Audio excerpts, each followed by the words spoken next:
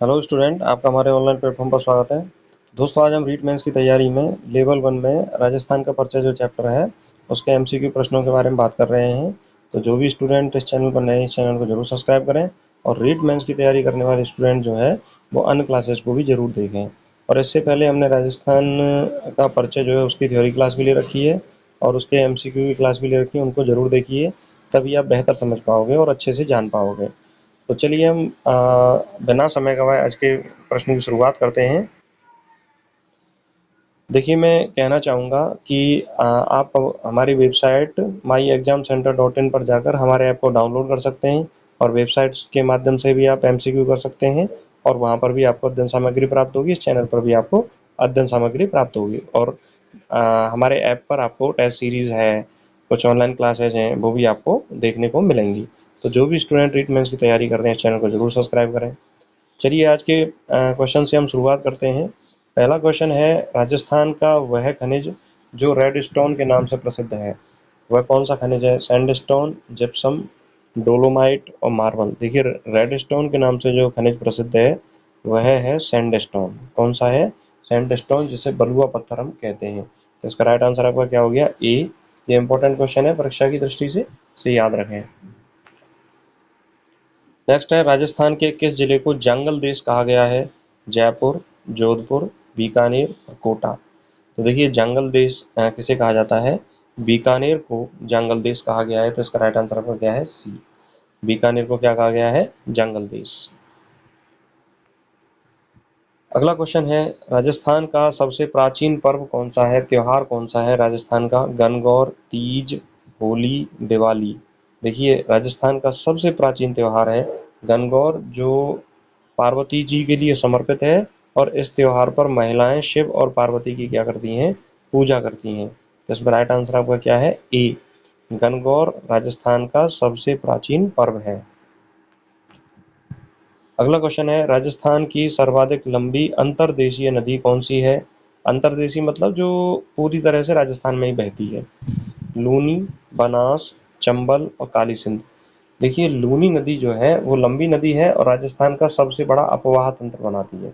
सबसे बड़ा क्या बनाती है? अपवाह तंत्र बनाती है। सबसे बड़ा अपवाह तंत्र बनाती है लूनी नदी। बनास नदी जो है पूर्णतः राजस्थान में बहने वाली सबसे लंबी नदी है और यह चंबल की सहायक नदी है। 512 किलोमीटर इसकी लंबाई है और यह अरावली पर्वतमाला की खमनौर की पहाड़ियों से निकलती है।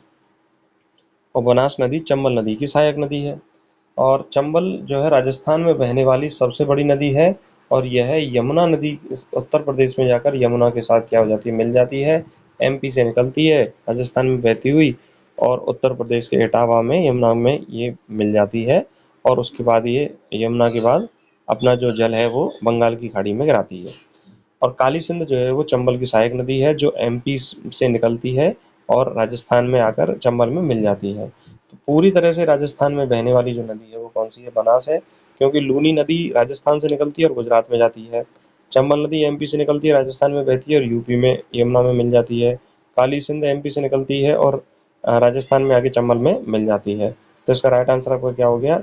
बनास नदी, जिसे वन की आशा या इसको वशिष्ठी नदी के नाम से भी हम जानते हैं। अगला क्वेश्चन है, राजस्थान के किस जिले में जवाहर सागर बांध स्थित है? यानी राजस्थान के कौन से जिले में जगह जवाहर सागर बांध स्थित है? कोटा, झालावाड़, बूंदी और चित्तौड़। देखिए, जवाहर सागर बांध चंबल नदी पर बना हुआ है और यह कोटा जिले में स्थित है। कहाँ पर स्थित है? कोटा में। तो इसका राइट आंसर आपका क्या हो गया? ए। अगला क्वेश्चन है, राजस्थान के किस नगर को सूर्य नगरी कहा जाता है? चूरू, बीकानेर, नागौर, जोधपुर। तो देखिए, राजस्थान के जोधपुर को सूर्य नगरी के नाम से जाना जाता है। तो इसका राइट आंसर आपका क्या हो गया? डी। और स्वर्ण नगरी कहा जाता है जैसलमेर को। किसको कहा जाता है? जैसलमेर को। तो इसमें राइट आंसर आपका क्या है? डी। अगला क्वेश्चन है, राजस्थान का माउंट आबू किस प्रकार की पर्वतमाला का हिस्सा है? विंध्याचल, सतपुड़ा, अरावली, नीलगिरी। तो देखिए, ना तो राजस्थान में विंध्याचल पर्वतमाला है, ना सतपुड़ा है, ना ही नीलगिरी है। एकमात्र पर्वतमाला है अरावली पर्वतमाला और माउंट आबू उसी का हिस्सा है। तो इसका राइट आंसर आपका क्या हो जाएगा? सी। अगला क्वेश्चन है, राजस्थान के किस जिले में विजय स्तंभ स्थित है? राजसमंद, चित्तौड़गढ़, उदयपुर और पाली। तो देखिए विजय स्तंभ जो है वो चित्तौड़गढ़ में स्थित है, तो इसका राइट आंसर आपका क्या हो गया? बी। विजय स्तंभ कहाँ पर स्थित है? चित्तौड़गढ़ में। अगला क्वेश्चन है, राजस्थान की सबसे बड़ी खारे पानी की झील कौन सी है? डीडवाना, सांभर, पुष्कर, पोखरण। तो देखिए राजस्थान की सबसे बड़ी खारे पानी की जो झील है वह है सांभर झील, राजस्थान की सबसे बड़ी खारे पानी की झील है। इसका राइट आंसर आपका क्या है? बी। अगला क्वेश्चन है, राजस्थान के किस जिले में रणथंभौर किला स्थित है? करौली, सवाई माधोपुर, अलवर और बारां। तो देखिए राजस्थान के सवाई माधोपुर में रणथंभौर का किला स्थित है, तो इसका राइट आंसर आपका क्या है? बी, सवाई माधोपुर। अगला क्वेश्चन है, राजस्थान का कौन सा जिला वनों का पन्ना कहलाता है? उदयपुर, बांसवाड़ा, सिरोही, झालावाड़। तो देखिए राजस्थान का जो सिरोही जिला है उसे हम क्या कहते हैं? वनों का पन्ना कहते हैं, तो इसका राइट आंसर आपका क्या हो गया? सी। अब बांसवाड़ा को 100 द्वीपों का शहर कहा जाता है। क्या कहा जाता है? 100 द्वीपों का शहर कहा जाता है। तो इसका राइट आंसर क्या है? वनों का पन्ना सिरोही, क्योंकि यहाँ पर उष्णकटिबंधीय वर्षा वन यहाँ पर पाए जाते हैं, जिसके कारण यहाँ पर इसको क्या कहा जाता है? वनों का पन्ना कहा जाता है। अगला क्वेश्चन है, राजस्थान में सर्वाधिक तांबे का उत्पादन किस जिले में होता है? झुंझुनू, पाली, उदयपुर, राजसमंद। तो देखिए राजस्थान में सबसे ज्यादा जो तांबे का उत्पादन है वह है झुंझुनू जिले से होता है। यहाँ पर खेतड़ी क्षेत्र में सर्वाधिक तांबे की खानें हैं, जो भारत का सबसे बड़ा तांबे का भंडार भी है। तो इसका राइट आंसर क्या होगा? ई।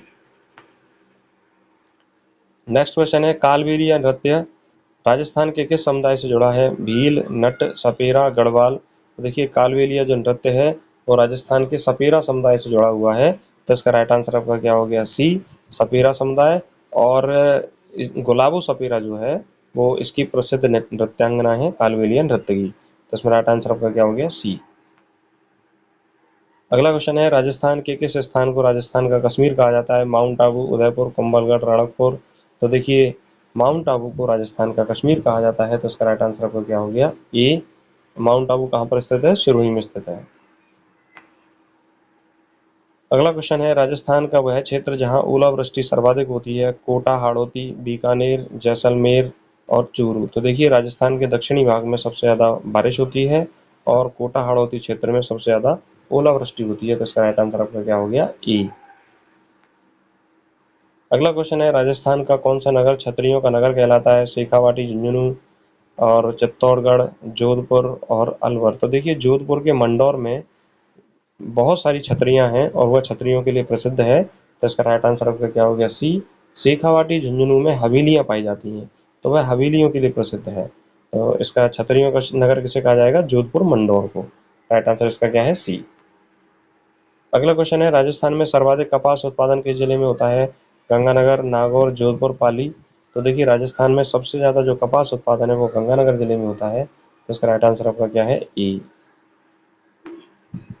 अगला क्वेश्चन है, राजस्थान की सबसे लंबी सड़क राष्ट्रीय राजमार्ग कौन सी है? NH-48, NH-62, NH-52, NH-11।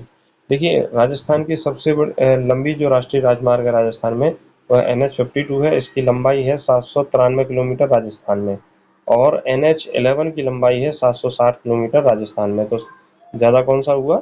NH-52 Rajasthan में सबसे लंबा है। अगला क्वेश्चन है, राजस्थान के किस जिले को रेगिस्तानी कृषि प्रयोगशाला कहा जाता है?